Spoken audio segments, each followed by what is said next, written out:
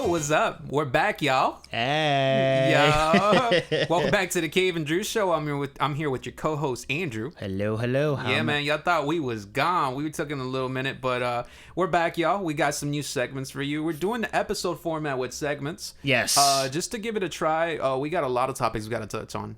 Yes, we got quite a few things that we're gonna definitely bring on to this episode today. So we're gonna start. Yeah, let's do it with Boba Fett. We actually forgot to mention this. I'm so sorry, everyone. Yo, we forgot to mention this because episodes 1 and 2 of Mando, you guys know that we actually went deep in with those first 2 episodes. Yes. Those first 2 seasons, and those episodes will be available to you soon. For sure. So we're just gonna touch up on that really quickly. And something we forgot to mention is Boba Fett. Right. So at the end of the season 2 finale, I kind of never touched on it in our Mando recording for season 2. At the end of that season, we didn't really talk about where Boba went. So Boba basically, at the end of the credits, they have a little post-credit scene to tease. Mm-hmm. Our next installment. So basically, Boba goes to Jabba's old palace. He finds Bib Fortuna sitting on the throne. He looks as fat as ever.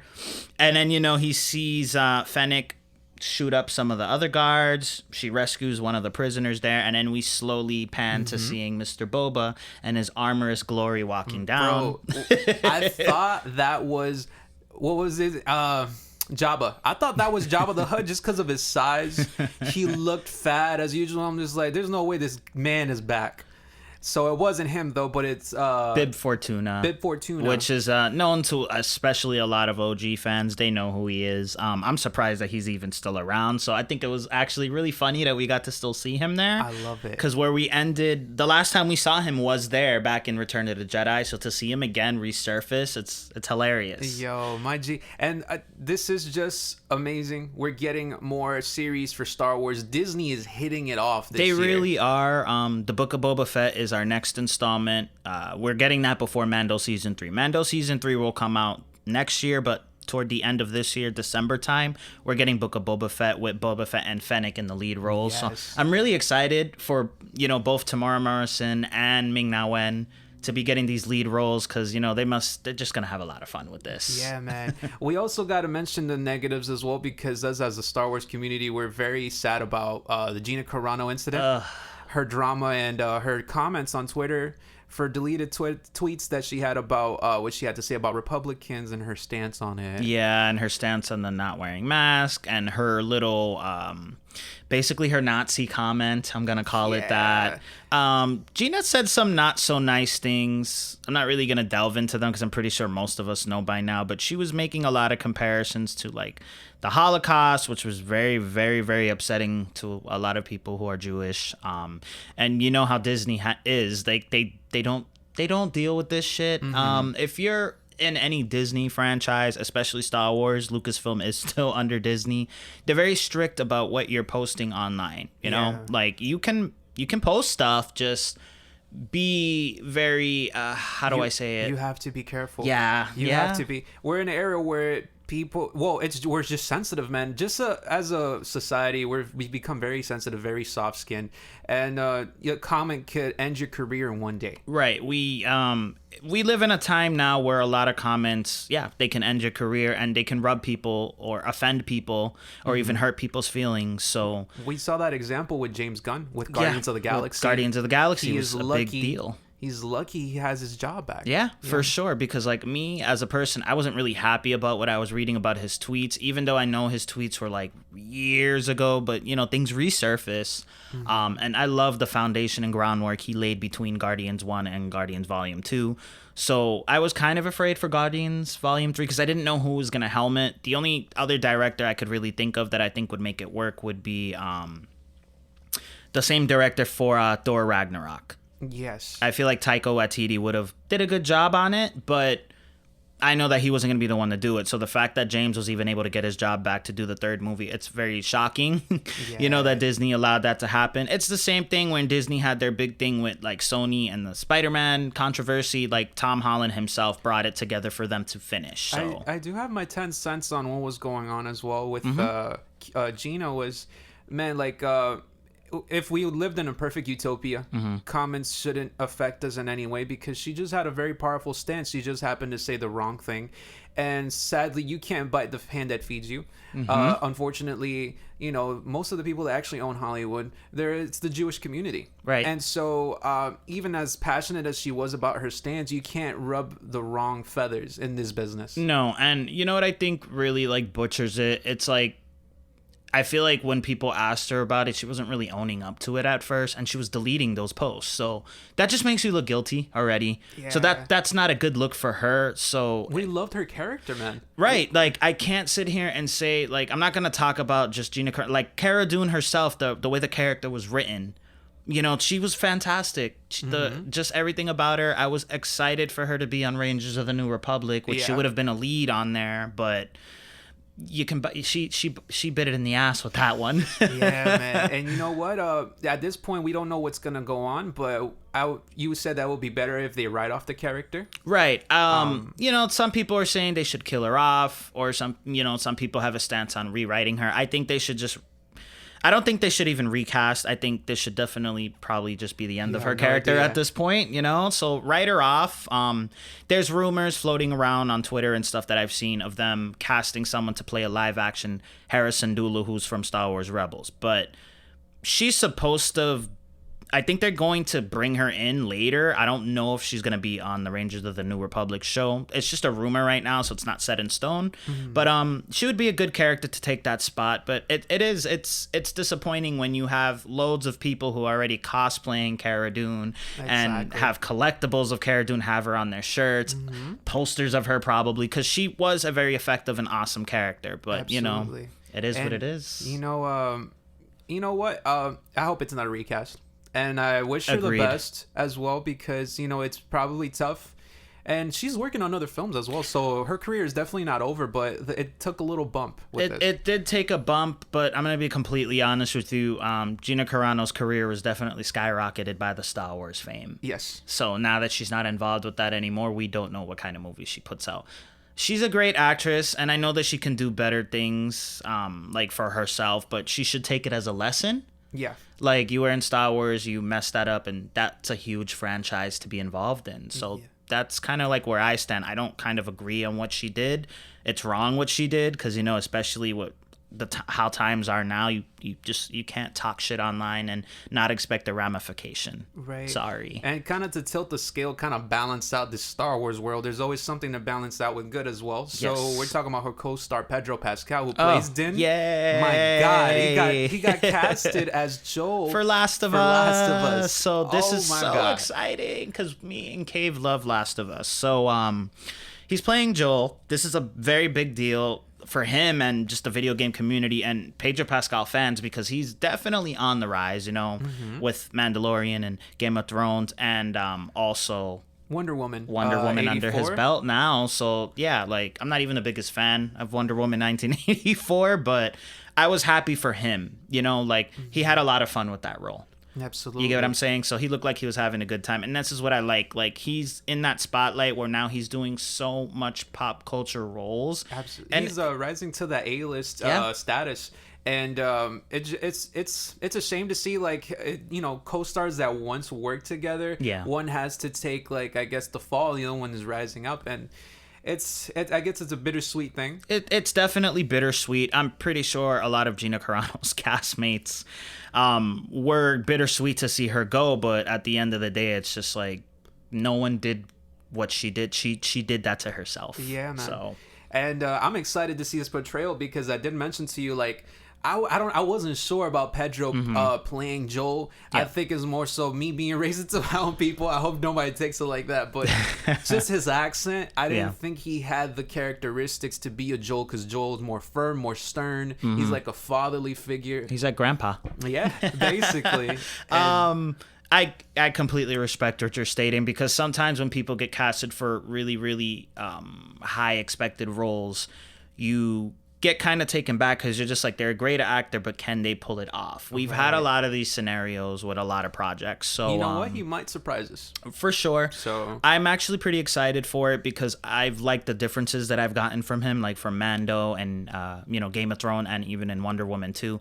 Each one of those roles, he made it his own and he definitely changed it up. So I think he's going to do okay as Joel. We have to wait for the finished product before we have like our final opinion. Yeah. But I'm excited. And hopefully it breaks the video game movie curse. Oh my gosh. God. Please. Because, man, we had bad experiences with Mortal Kombat. Listen, I love my Mortal Kombat. You know this. I like the first one, the first movie. The first two are guilty pleasures, bro. I'm not a bigger fan of the second movie, the Annihilation film. That one's it's a lot more cringe than the first one. The heebie-jeebies when because I feel like with the first film, it had a lot of that old 90s electronic vibes in it, that soundtrack. That joint was my ringtone. I'm telling you that everybody knows that theme song. It's legendary for us at this point.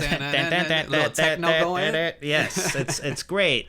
But yeah, I still like the first one. It's very nostalgic. It brings back a lot of memories. And, me and Cave have played Mortal Kombat for endless hours. So like, we're definitely looking forward to the new movie that's coming out. It looks awesome.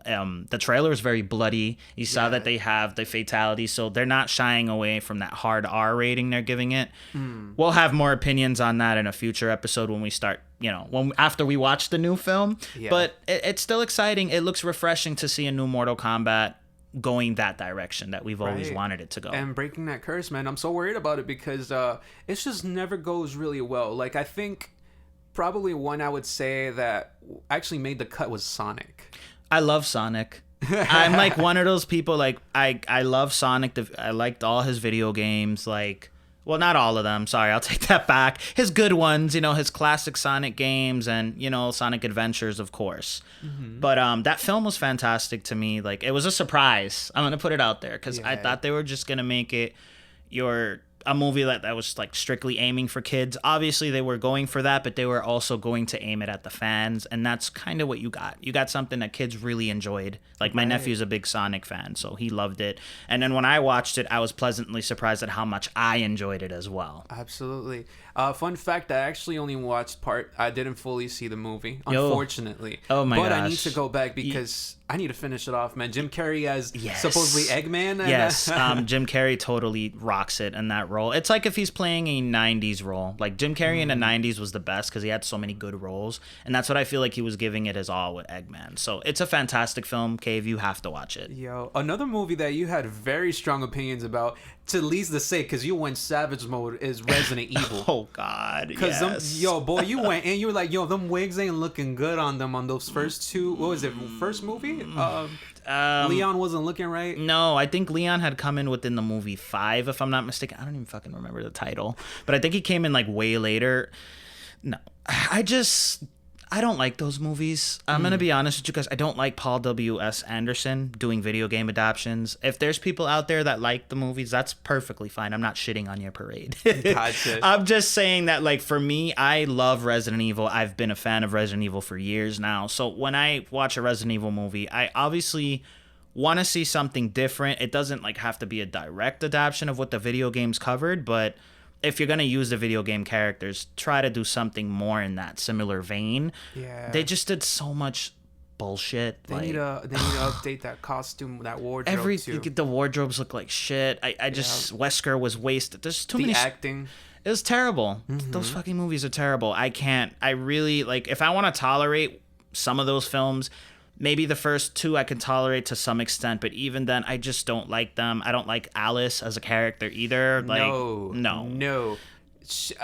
No, fuck those movies. Alice, listen, it was super fun packed because it's kind of like those movies where it's super fun packed with action, but it's mind numbing. So you're just like, I don't know if this was a good movie. I just saw a lot of explosions. That shit was fire. Right. Like, I can say that for the Fast and the Furious franchise because those are such popcorn action movies. Like, I like them.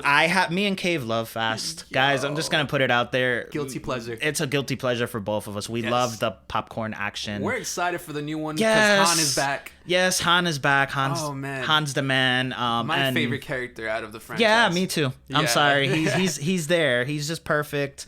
And I want to see some more exaggerated grounds breaking under them, cars going through building sequences.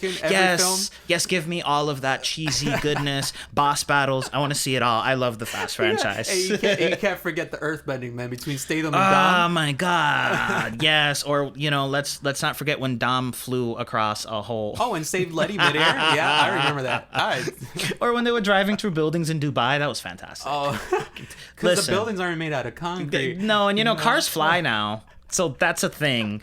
Guys, if you haven't figured it out, we love Fast. Yeah. Those are an exception because they're their own thing. Yes. You got what I'm saying? I am excited though for this Resident Evil reboot movie coming out that they recently finished filming, I think about a month or so ago. It's gonna bring a lot of the lore from the first 2 games. We're going to see Wesker, Leon, Chris, Jill, all of them. It's gonna have the Wesker, not the Wesker mention. I'm sorry, the Spencer. Yes, they actually finished it recently. Yeah, I gotta show you the photo where they show like when they completed it, and there's photos of the RPD helicopters from set, and also they built their own Spencer mansion from the first game just for this film. Ooh, so I feel like this is gonna hopefully. They're on the right track with a very faithful adaptation to the Resident Evil. Man, I hope so. I hope so. Franchise, because I want a good Resident Evil movie. Like I want a good live action Resident Evil movie. I love Resident Evil. Come on. It would be nice if it was canon. Right? Yeah. Right? But I feel like that's what they're trying to do. They're trying to capture the vein of the first 2 games from all those set photos and all the characters involved. So I'm excited in a way. I obviously need to see more to get a finalized opinion, but no more Paul W.S. Anderson video game movies, please, because apparently he did Monster Hunter recently, and a lot lot of fans hated it. Andrew's begging you. He's like, please don't do it. Like, nah, fam. Don't waste your time. That ain't the way. It's not fucking worth it. Oh my god. We'll be moving on to our next segment. We talked the video games today. Yes. We both I recently saw this movie and I had to tell Andrew about it because I was that excited. He didn't like it that much. I wouldn't say I didn't like it that much. I have some opinions on it. You got your critiques, but if you guys haven't been in tune with Netflix's what you would call it? How can I say this? Representation? Yeah, kind of like they've been expanding their culture representation a lot on Netflix. Yeah. And I just happened to bump into a movie called Finding Ohana. Yes. If you haven't seen it, I think it's a perfect representation of what was it, Pacific Islander culture is, Hawaiian culture. Oh my god. And I had to show Andrew, I'm just like, dude, I just love what Netflix is doing for representation. But not only that, the movie itself, it wasn't bad to me, in my opinion. Right. Please tell me, what did you really enjoy about it? Like character development, story development, anything that you really like, just throw it out there. I think the lore, it impacted me a lot. I learned more about why Hawaiians or why Pacific Islanders take their land so sacred. They care about living things a lot. Absolutely. So you see that in the movie too, when they try to bury the little bird that died with Grandpa. Yes. If you don't know what the movie is about, basically it's this little girl. She's about 12, 13. Her name is Pilly, and she goes around and she lives in New York City, but she has to move back to her mom's native hometown in Hawaii because her grandpa had a heart attack. Right. Yep. So there they just start a Indiana Jones thing going where she finds a whole bunch of relics from her grandpa's past, and they start going treasure hunting. It's a treasure hunt. So it's very reminiscent of adventuring movies, I guess, from back in our days. I would say a big one that resonated in my mind while I was watching it was The Goonies. Yes. It wasn't The Goonies, obviously. It was its own thing, which I liked about Finding Ohana. They kind of made it their own thing. But you can tell that they're really trying to call back to those old adventuring style movies with the young cast. Yes. That's something I did appreciate about it. It really reminded me of that. Right. And just the death marches, they mentioned a lot of lore. Yes. The death marches was a big thing for me in there because I'm like, oh man, I'm learning as I go, and there's action in here too. It's if you really don't know a lot about their culture and kind of how it is on their lands and how they have sacred areas and burial grounds that you shouldn't be taking things from or disturbing, you learn a lot. I definitely never really looked into the Hawaiian history, which was kind of I appreciated that I didn't. because when I watched it, I kind of learned a lot. Yeah, man. It was an educational experience. Absolutely. And big shout out to the characters, man. Like Peely, which was the main character. I have Lindsay Watson, who played Hana in the movie. Yes. She's actually a native of Hawaii. She's a Maui, I think, native. Followed by, who was it? Ione, which was Peely's brother. He's actually Maori and I think he was Samoan descent. Samoan and Maori descent, I believe. Yeah. And he, besides from the acting career, he's a great singer. Yeah, he has a big singing thing going on. I think he's very popular, like on YouTube or something like that. If I'm not mistaken, he has a big fan base with his singing and his songs. So that's good that he kind of had this role for himself, because that definitely boosted his popularity and himself. And I know you liked Kelly Hu. I love Kelly Mama Hu. Leilani. Yes. Like, I just like her. I've seen her in a lot of different films. I saw her on Arrow, back when people were still watching. Yes, DCCW. she played China, show. Right? She played China White on there, so it was I really always liked her dynamic on that show as well. So I like Kelly Hu. So this was surprising, because I had a feeling like if they casted her, I know they were trying to really go with people who represented the culture, people who are born into that. Yeah, so man. Like, I didn't know Kelly Hu had Hawaiian in her background, but I suspected it. Yeah, for sure. She's I think she is also Hawaiian descent, but she's Chinese as well, half and half. So that definitely explains where the Hu comes in. Right, and she's had an experience because she won Miss Hawaii 1993 with Miss Teen USA in '85. Yeah. So like, she has a very nice career, nice portfolio, and just for her to have this she was great as mom. Yeah, she definitely made that role her own. Even the opening sequence of the movie I liked. I like how there was just a treasure hunt in the opening, because it just lets you know that the main character, she's just all about the treasure hunting. She lives for it. Yep. What was her name? Kia Piahu, who plays Peely. Phenomenal. And it was her first role. She did great. I thought she did great. And just the scenery, man. We saw different parts of the island. Right. Like, not to nut in anyone's shell or anything, but like, if you watch this film and like, I think it'll look perfectly fine in 1080p, but like, watching this movie in 4K, dude, what a difference that made. Because Hawaii is... If I didn't want to go visit Hawaii before watching this movie made me want to go visit them. Fam, I'll go with you. For sure. Like a good week or two, because let me tell you, man, it's a very beautiful... The cinematography in this movie is A1. It's gorgeous. Very beautifully shot. And fun fact, I don't know if you knew this, they actually mentioned this in the movie, but parts of those islands in Hawaii, they were actually used for scenery for Jurassic Park. I did not know that. Yes, that I did look into, and I love that. Yes. I'm a huge, you can ask Cave. I love dinosaurs. Dinosaurs are everything. I love Jurassic Park. So that was a nice little fact. And, the first time they went onto that area, like I recognized some of the trees, but I was like, I don't know if it was Isla Nublar or the other one for 3. No, I think you got it. I think it was Isla Nublar. For the first, from the very first films, for the first one, sorry, but yeah, and gorgeously filmed. We had them little cameos we didn't expect, like Nigahiga, Ryan Higa playing as that one character. I didn't even catch that when I watched it, so when Cave told me about that, I have to go back and rewatch that scene. Yeah, it's great, man. Man, just the film, if you guys haven't watched it, I highly suggest it. Somebody that has cultural representation, I just love the depiction of what Netflix is doing with all that. For sure. They're making they're doing a lot more cultural related things, which I appreciate. They're giving something on their platform for everyone. Right. And that's good. I feel like that's how it should be now, because people do want to see more cultural representation. When was the last time we saw that? Because besides Moana, because Disney is doing a great job with it. For sure. We see a lot of it with Lilo and Stitch. Was one of my first times I've seen something like that. A lot of Hawaiian representation.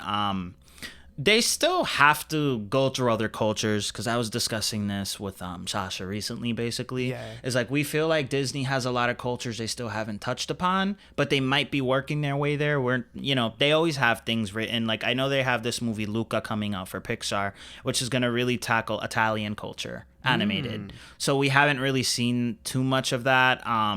We got to talk about Raya as well. Yes. Oh my gosh. Yes. Because that's just perfect example of what's going on with this representation that's going on with just being culturally conscious, I guess you could say. Yes, very self-aware of it, of what they're trying to do. I saw Raya on Friday. If those of you who don't know, you can go see it in the movie right now, movie Raya, theater, the Last Dragon. or you can pay the $30 premiere access thing they got going on Disney Plus. That's totally up to you how you watch it. But me and Sasha watched it. It was a South Asian representation movie this time, and she's actually the newest Disney princess.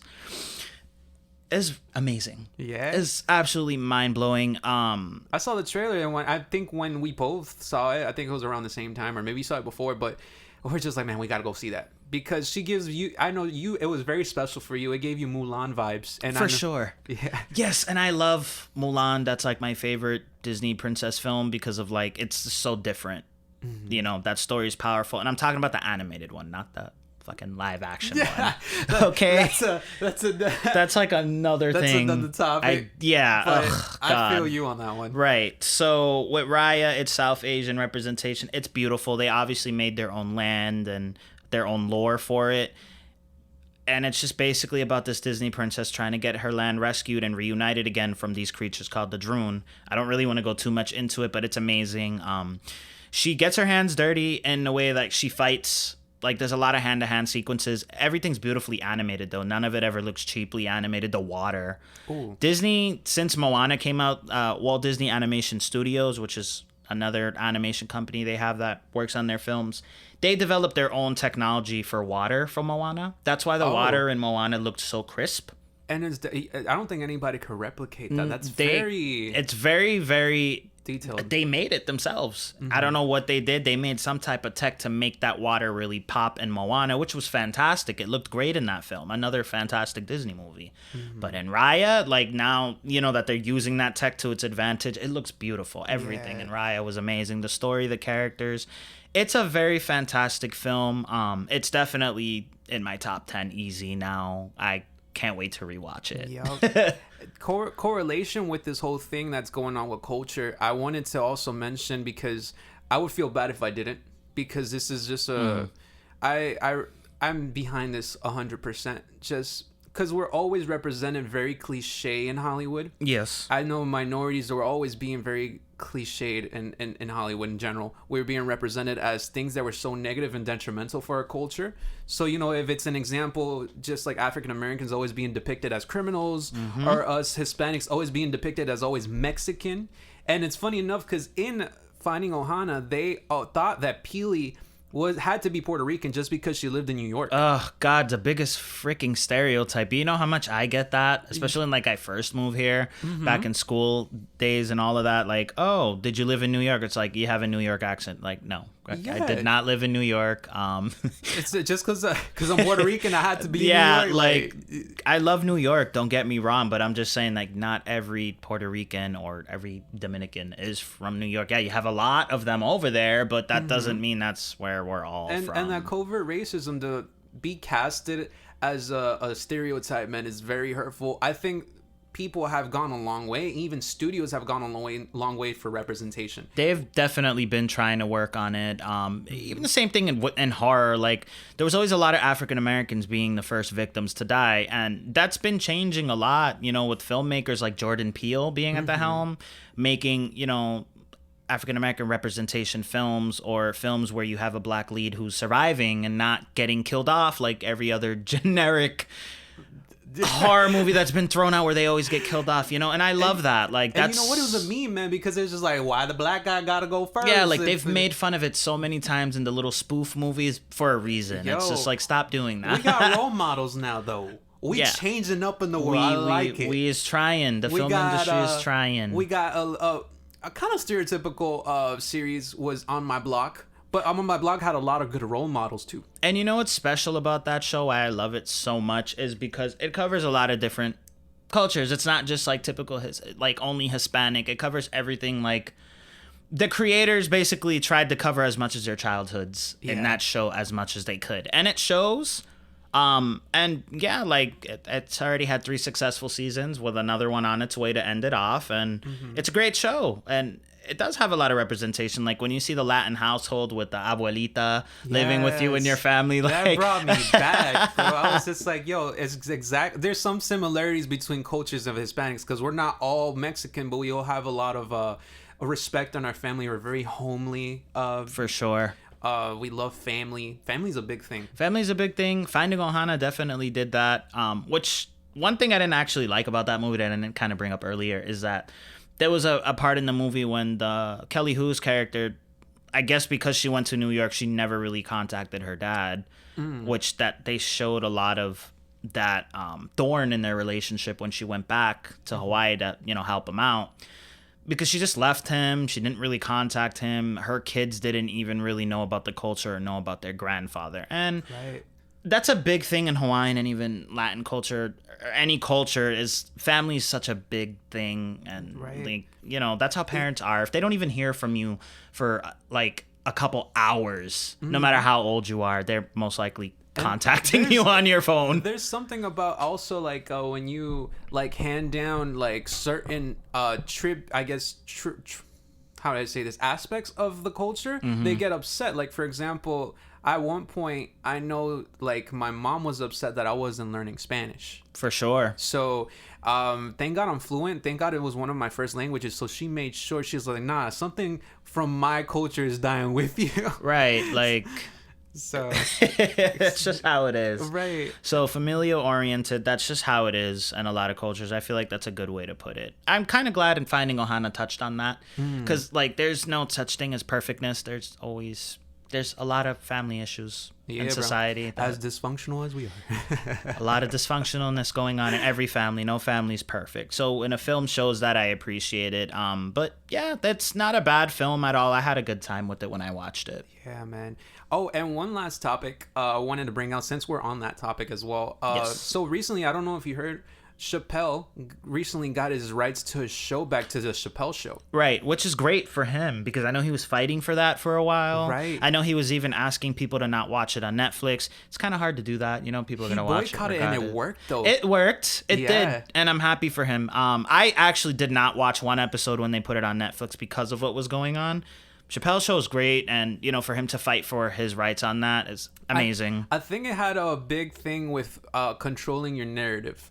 For sure. Just because the reason why he left is because he was being trying to make him do things that he didn't want to do, forcing him in a way, right? And basically kind of humiliating him and his race as well, just because he was a certain color that they wanted him to do something. And so him finally boycotting and actually being successful, they had to pay him millions for him to get his rights back, and that's amazing. And it's good for him because you know what? Like, yeah, we have contracts for a lot of these shows, but like, actors are always aware when they get casted how they have contractual obligations and things of like that. But the show has his name on it at the end of the day. Okay. So for him not to have the creative control in some aspect, it's not right. Right. Like, Chappelle has built so many fans, not only from his stand-up, but his television show, because of us watching it and growing up watching it. It's just a fantastic show.